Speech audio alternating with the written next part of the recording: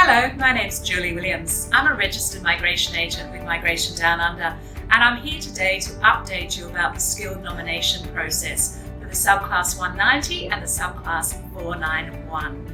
The interim allocations have been allocated to the states and territories and for this current financial year.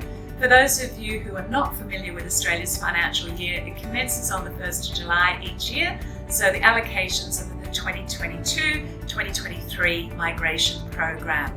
It's an interim allocation, so we're expecting there will be more allocations possibly after the Skills Summit in September, when we'll have a better indication of how the rest of the year looks. But from all accounts, the current numbers are looking good already. So there is much excitement by, onshore and offshore applicants. So in regards to the 190 and the 491, it's there to facilitate the skill shortage in each state and territory. So therefore, each state and territory will have a different occupation list, and they also have different priority of processing and processing guidelines. So just be aware, because you might meet the requirements on the Department of Home Affairs website, you also need to make certain that you meet the requirements for each state and territory, because they are particular for their particular needs in their state and territory. So let's have a look around Australia, what it looks like. We'll start with Queensland. Queensland has just recently opened as of today, the 16th of August 2022, and they are not looking at inviting any old expressions of interest that are there. So you do have to do a new expression of interest if you've had one pending, and they'll only be accepting those lodged from the 16th of August 2022. They require a level of residency for both the 190 and the 491 applicants who are currently onshore, and they also require a minimum of 80 points for the 190. The 491 is 65 points. But just because you get those points, don't be complacent thinking that you'll automatically get an invitation, as it's very competitive. So that's the minimum points. Obviously, the higher the points you gain, the better you will be in being able to gain an invitation.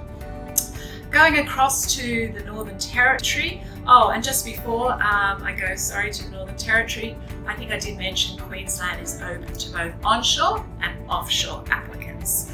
The Northern Territory is currently closed to offshore applicants and are just looking at onshore at this moment. And they have a real focus on those that have got a genuine desire to live and work in the Northern Territory. So check the occupation list. There might be a number of occupations there, but they've got a lot of set criteria around the Northern Territory as far as eligibility and residency requirements. Going across to Western Australia, well, the state of Western Australia were the first to release their new look occupation list, as well as the processing. Their emphasis at the moment is those currently residing in Western Australia, although they will be open to offshore as well, but they are focusing on those residing in Western Australia. They haven't actually announced that opening yet, but they were the first to update their processing and occupation list. Going across to South Australia still haven't opened up their at this stage, so we'll wait and see, and I'm sure it won't be too long, as most of them have been opening over the last week gradually. So I would suggest that South Australia and Western Australia will follow suit very shortly. Going to the Australian Capital Territory, or the ACT, they continue to use their matrix. Obviously, the higher the points that you meet in that matrix is going to give you a better opportunity to be able to receive an invitation for the Australian Capital Territory. Going across to New South Wales, well, New South Wales is always a popular state. It's probably because of the job market, the largest capital city in Australia, but be aware that also means it's competitive. So you do need to have as many points as you can, and it's all about employability. So what they want to see is people that are already working in their occupation, especially if you're here in Australia. You do need to be residing in New South Wales for a minimum of 6 months before you will actually be considered.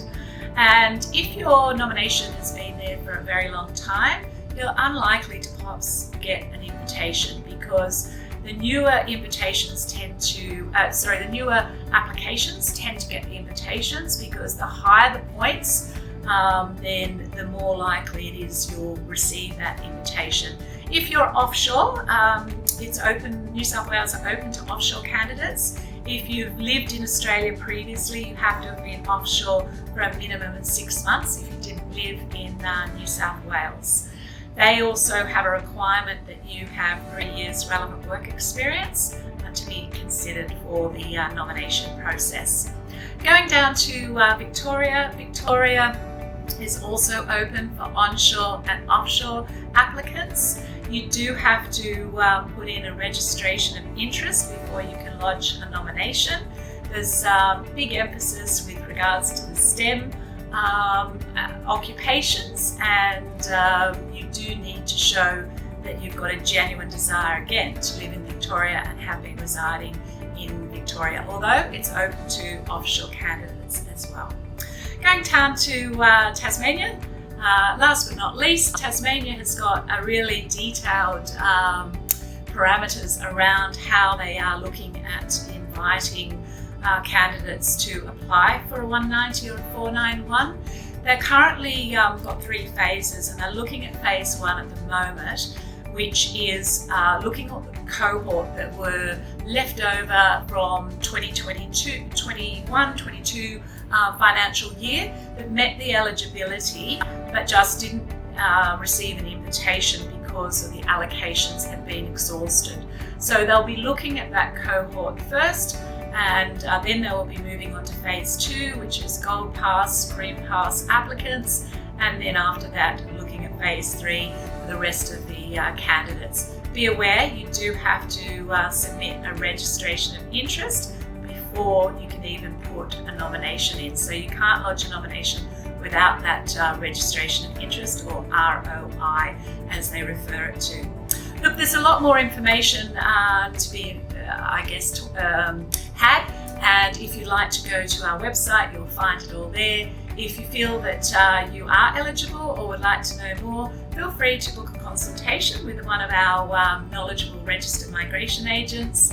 You can either do that by emailing us at info@migratondownunder.com or going onto our website and booking through there. Otherwise, our office number 02 9419 5411.